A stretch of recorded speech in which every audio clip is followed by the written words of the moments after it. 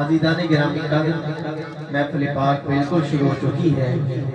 انجمن راجپوت میلاد committee unit الہی آباد کے زیر اہتمام و انتظام خوبصورت محفل میلاد مصطفیٰ 12ویں والے آقا کی 12ویں محفل آج گلی نمبر 7 کے اندر عقیدت کے پھول کے نام سے سج چکی ہے۔ اللہ پاک انجمن راجپوت میلاد کمیٹی کے تمام اراکین ان کی عمر میں، علم میں، حلم میں اور کاروبار میں اللہ کریم برکتیں عطا فرمائے۔ بلغ العلا بکمالہ کشف الدجی بجمالہ حسنت جمیع خصالہ صلو علیہ وآلہ۔ چڑیوں کے سن کے چہچہے انسان بھلا کیوں چپ رہے، لازم ہے اس پہ کہ یوں کہے صلو علیہ وآلہ۔ ایک بار پھر محبت و عقیدت کے ساتھ درود پاک پڑھیے۔ الصلاۃ والسلام علیک یا سیدی یا رسول اللہ وعلی آلک و اصحابک یا سیدی یا حبیب اللہ۔ ذکر رسول پاک ہے جب سے زبان پر، ذکر رسول پاک ہے جب سے زبان پر، رحمت برس رہی ہے میرے خاندان پر۔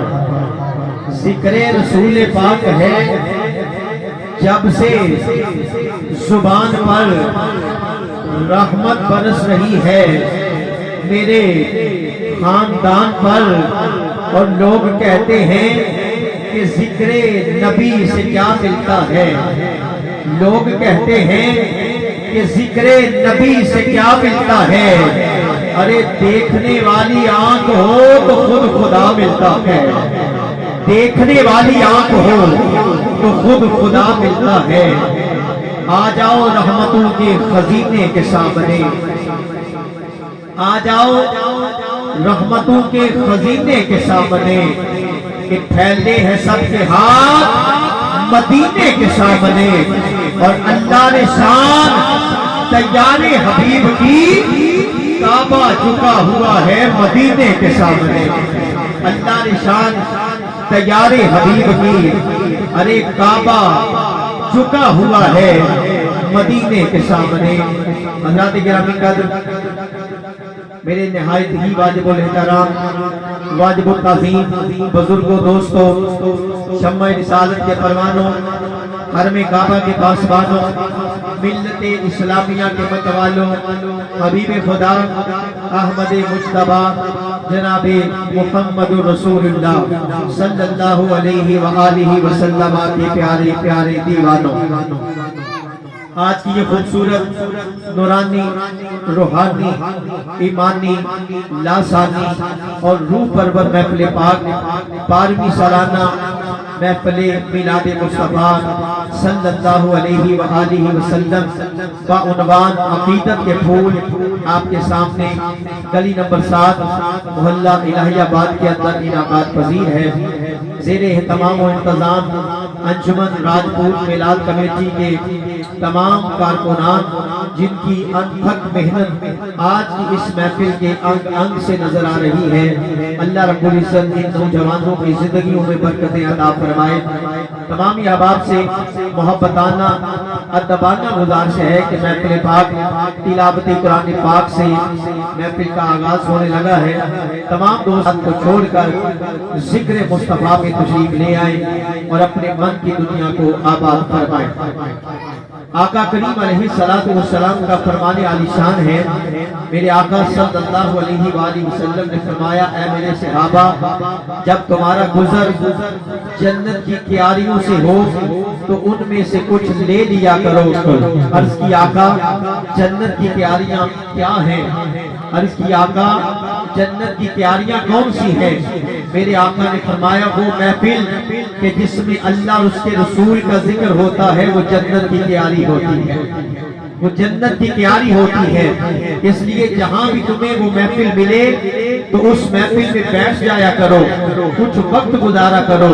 اور ایک اور حدیث پاک کے اندر آتا ہے, اللہ کے نبی صلی اللہ علیہ وآلہ وسلم نے ارشاد فرمایا, اللہ کے کچھ فرشتے ایسے ہیں جن کی ڈیوٹی یہ ہے کہ وہ گلیوں میں بازاروں میں گھومتے رہتے ہیں, اور جب بھی جہاں بھی انہیں ذکر مصطفیٰ کی محفل ملتی ہے تو وہ دوسرے اپنے ساتھیوں کو آواز دیتے ہیں کہ آ جاؤ, ہمیں ہماری منزل مل گئی ہے.